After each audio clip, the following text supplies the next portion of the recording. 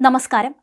തിരുവനന്തപുരത്ത് മുൻ മുഖ്യമന്ത്രിയുടെ വസതിയിൽ പരിശോധന കഴിഞ്ഞിറങ്ങിയ ഇഡി ഉദ്യോഗസ്ഥർക്കും കേന്ദ്ര സുരക്ഷാ സേനാംഗങ്ങൾക്കും നേരെ CPM പ്രവർത്തകരുടെ ഭാഗത്തുനിന്നുണ്ടായ അക്രമം കേസിനെ മറ്റൊരു തലത്തിലേക്ക് എത്തിച്ചിരിക്കുകയാണ്.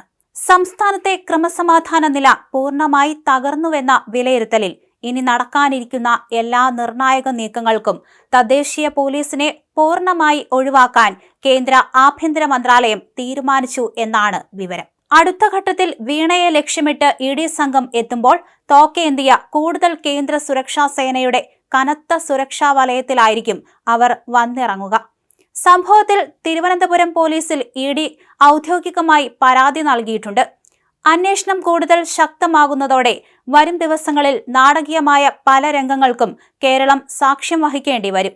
CMRLൽ നിന്നും പണം കൈപ്പറ്റിയ മറ്റുള്ളവരിലേക്കും കുറ്റകൃത്യത്തിലൂടെ സമ്പാദിച്ച പണത്തിന്റെ ഉറവിടത്തിലേക്കും ഇഡി അന്വേഷണം ഊർജിതമാക്കിയിരിക്കുകയാണ്. CMRLന്റെ പക്കൽ നിന്നും മുൻപ് പിടിച്ചെടുത്ത ഡയറികളിലെ ചുരുക്കപ്പേരുകൾ കേന്ദ്രീകരിച്ച് ഇപ്പോഴത്തെ UDF മന്ത്രിസഭയിലെ പ്രമുഖ അംഗങ്ങൾ ഉൾപ്പെടെയുള്ളവർക്ക് ലഭിച്ച കൈക്കൂലിയുടെയും മറ്റ് സാമ്പത്തിക ഇടപാടുകളുടെയും രേഖകൾ ഇഡി വിശദമായി പരിശോധിച്ചു വരികയാണ്. വരും ദിവസങ്ങളിൽ ഈ ഡയറിയിൽ പേരുള്ള രാഷ്ട്രീയ നേതാക്കളെയും മന്ത്രിമാരെയും സമൻസ് അയച്ച് വിളിച്ചു വരുത്തി ചോദ്യം ചെയ്യും. CMRL എക്സാലോജിക് പ്രതിമാസപ്പടി ഇടപാടിൽ ചോദ്യം ചെയ്യലിന്റെ ആദ്യ റൗണ്ടുകളിൽ മുൻ മുഖ്യമന്ത്രി പിണറായി വിജയന്റെ മകൾ വീണ വിജയൻ നൽകിയ മൊഴികളിലെ കടുത്ത വൈരുദ്ധ്യങ്ങളും അവ്യക്തതകളും ഇഡിയെ കടുത്ത നീക്കങ്ങളിലേക്ക് നയിക്കുന്നു. ഏതുതരം IT സൊല്യൂഷൻസ് ആണ് കരിമണൽ കമ്പനിക്ക് നൽകിയതെന്ന ചോദ്യത്തിന് മുന്നിൽ എക്സാലോജിക്കിന് വ്യക്തമായ ഉത്തരമില്ലെന്നാണ് ഇഡി നൽകുന്ന സൂചന. ഡിജിറ്റൽ തെളിവുകളോ കൃത്യമായ കരാറുകളോ ഹാജരാക്കാൻ കമ്പനിക്ക് കഴിഞ്ഞിട്ടില്ല.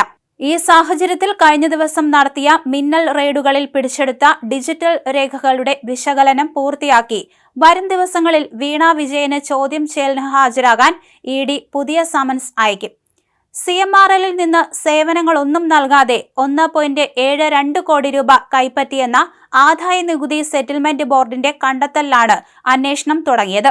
എന്നാൽ ആദ്യഘട്ട ചോദ്യം ചെയ്യലുകളിൽ വീണ നൽകിയ പല മൊഴികളും ഇഡി ശേഖരിച്ച ബാങ്ക് സ്റ്റേറ്റ്മെന്റുകളുമായി ഒത്തുപോകുന്നില്ലെന്നാണ് വിവരം.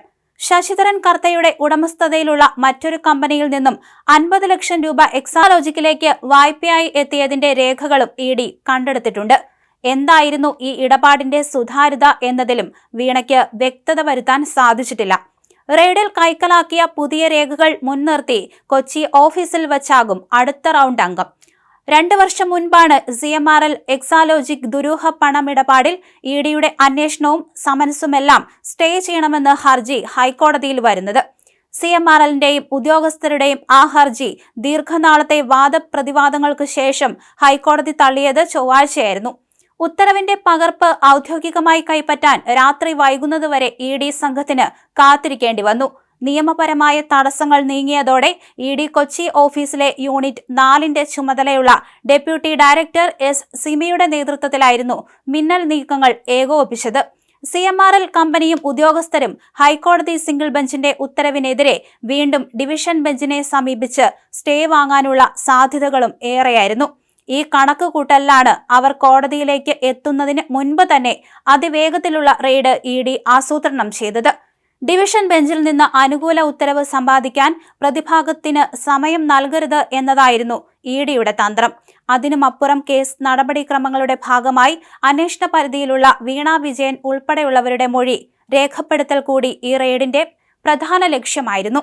വീണ വിജയൻ തിരുവനന്തപുരത്ത് പിതാവ് പിണറായി വിജയനൊപ്പമാണ് താമസമെന്ന രഹസ്യ വിവരത്തിന്റെ അടിസ്ഥാനത്തിൽ ഇഡി സംഘം അവിടെ പരിശോധനയ്ക്ക് എത്തുമ്പോൾ മുൻ മുഖ്യമന്ത്രിയും വീട്ടിലുണ്ടായിരുന്നുവെന്നും പരിശോധനയിൽ കുറ്റകൃത്യം തെളിയിക്കുന്ന നിരവധി രേഖകൾ, ഡിജിറ്റൽ തെളിവുകൾ, നിക്ഷേപങ്ങൾ എന്നിവ കണ്ടെടുത്തെന്നും ഇഡി പരിശോധനയ്ക്ക് പിന്നാലെ പുറത്തിറക്കിയ വാർത്താക്കുറിപ്പിലും വ്യക്തമാക്കിയിരുന്നു.